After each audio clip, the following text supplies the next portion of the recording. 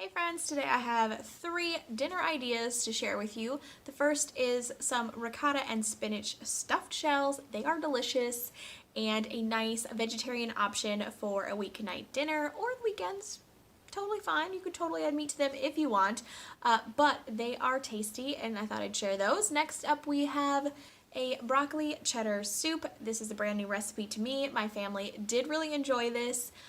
My boys both requested that I make it again, so in my book that's a win, and my 3-year-old ate some of it, so again, winning.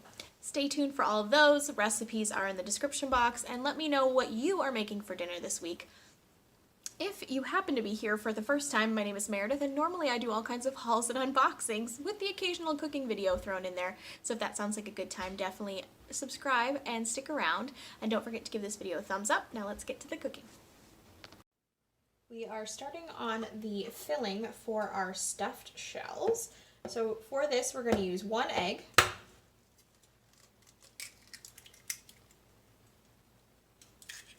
which I'm going to beat very quickly, just a little bit, before we add in the rest of our ingredients.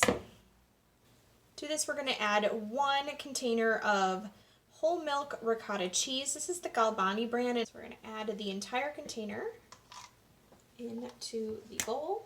And then we are also going to add some garlic powder. I just do a couple small shakes just for flavor. We're also going to add in a pinch of black pepper and a pinch of salt. Now while I'm doing this, I also have my oven preheating to, I believe, 350 degrees, and I've got my water over here to bring it to a boil as well. We're going to add some Parmesan cheese, and I'm using about ½ cup. So this is just the bagged Good & Gather brand from Target. I get this one a lot. It works just fine. We're going to chop up some spinach as well.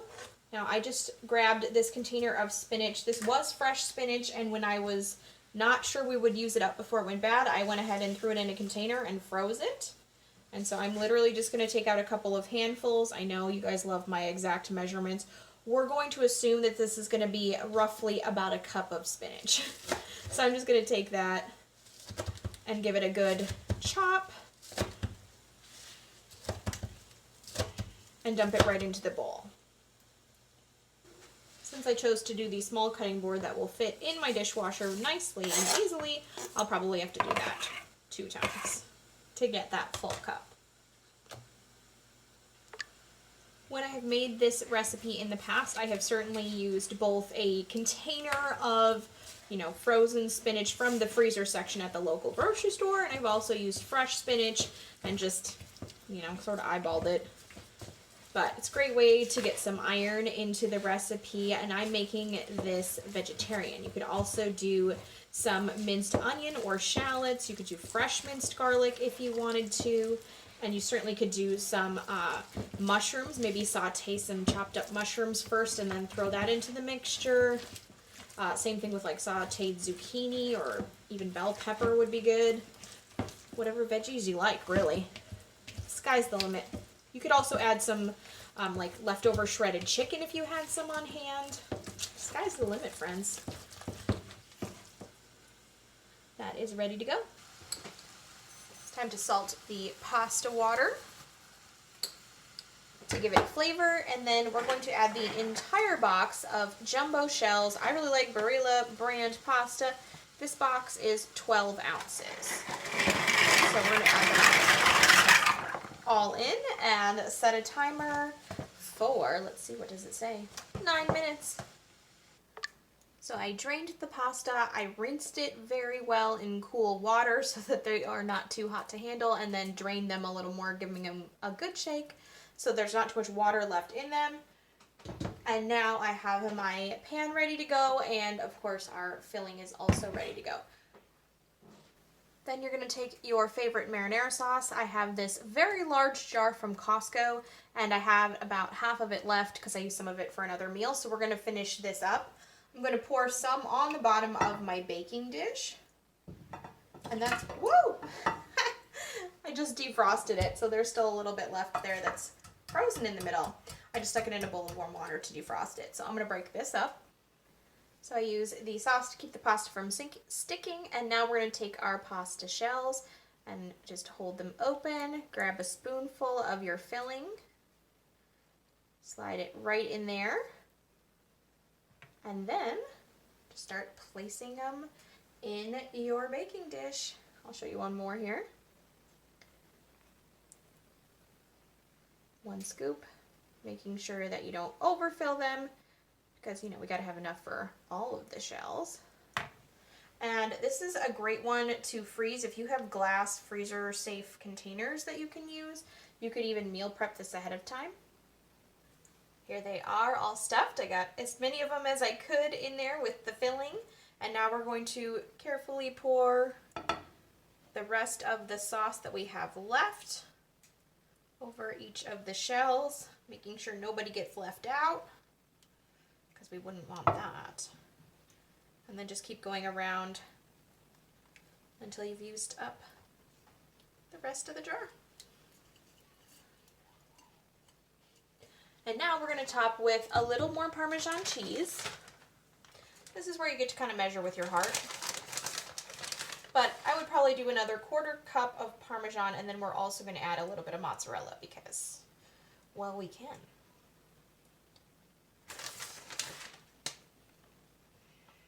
I'm going to say that's about 1/4 cup. And then probably about 1/2 cup of mozzarella, a little more or a little less to your taste.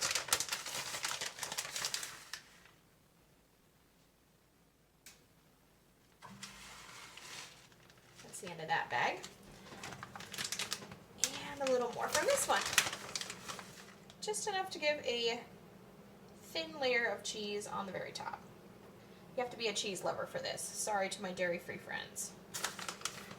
Although there may be some really good dairy-free ricotta options, so if you know of one, definitely leave it in the comments down below. Or if you have a favorite gluten-free pasta, let us know that too. So everyone can enjoy. All right, this is ready to go into the oven for between 30 and 45 minutes. You want to make sure that all of the cheese is melted and is starting to bubble, the sauce is starting to bubble, and that the cheese is starting to get golden brown. Can you hear it bubbling away? It is done. The cheese is starting to, and the edges are starting to turn golden brown, so we're going to dish them up so you guys can see what it looks like. I love serving this with steamed broccoli. It would also be great if you have a Caesar salad kit to toss together and put on the side. And a little extra sauce. And voila, dinner is served. Tonight we are trying a recipe for broccoli cheddar soup. So we're starting with 1/2 stick of butter, you know, equal to 1/4 cup. We're gonna let that go ahead and melt down a little bit. All right, butter is melted. There goes in 1/2 an onion, chopped on the small side. We're just gonna give that a quick stir in the butter, and I'm gonna let this continue to cook and let it soften down until it's translucent.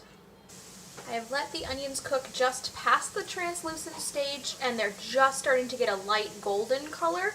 So now I'm going to add in 3 cloves of garlic that I have finely minced, and we're going to let that go ahead and flavor the butter.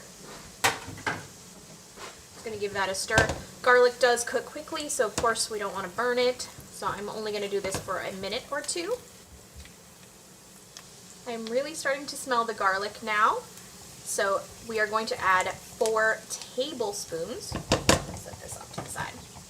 4 tablespoons of flour. We're going to sprinkle that in. And then I'm going to grab a whisk. I really like this silicone covered one for the non-stick pan that I'm using. So we're just going to incorporate all that flour, make sure we're getting out any lumps, and we're going to cook that down just a little bit to get the raw flavor of the flour out. The recipe calls for 2 cups of chicken stock, which is 1/2 of one of these boxes that you can get from the store. So I'm just going to eyeball that. because you guys know how much I love measuring. A little more. That feels about right. I'm going to give this a quick whisk to break up any bits of the flour, the roux that we've made. And then to this, we're going to add 3 cups of broccoli. Now, I had a bag of broccoli florets from Costco that it was time to use them up, so I did not measure. But one thing I was thinking too is if you wanted to make this more vegetarian, obviously it does have some dairy product since it's broccoli cheddar soup.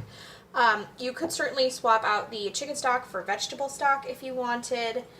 That would be one way to do it. And then the other thing you can do is if you are on a tight budget or you just don't have fresh broccoli on hand, frozen broccoli might also work for this. So we're going to add our 3 cups of broccoli, and then I grated 2 smaller carrots, but the recipe calls for 1 large one.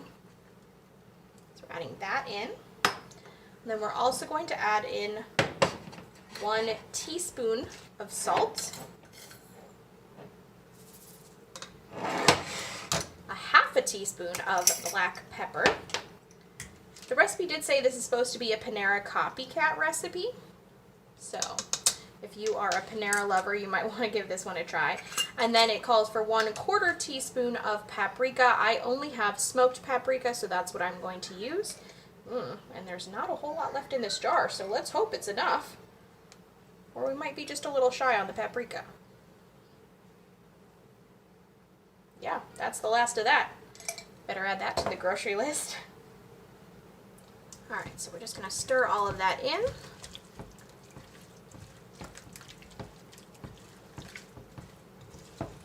And then we're going to let this simmer on, I believe it's medium-low heat. I will be sure to link the recipe that I found on Pinterest for you guys down in the description box below.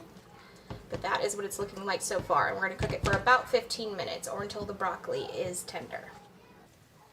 This mixture has been cooking for about 18 minutes, and I'm going to go ahead and pour in 2 cups of half and half.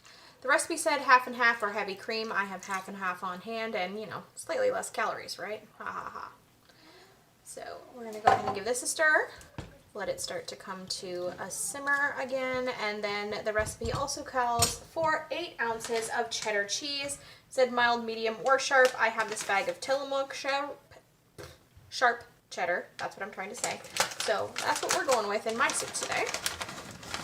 Now, this recipe just simply lets you melt the cheese into the soup and then you're done. But I have also seen a lot of recipes similar to this, whether it be broccoli cheddar soup or like a cream of broccoli soup, where you take an immersion blender and blitz up some of the larger chunks of broccoli, which helps thicken the soup up a little bit and, you know, might help blend your cheese a little more. So that's totally a matter of preference. So I'm just going to keep stirring until the cheese is melted. I just gave this soup a quick taste, and first of all, it's delicious. Second of all, I am going to add just a pinch more black pepper because I do feel like it could have just a little more in there. But other than that, I highly recommend this soup for you guys to try. So, link in the description box. And here is our broccoli cheese soup with a slice of crusty bread on the side. This soup is really good. I highly recommend you try it.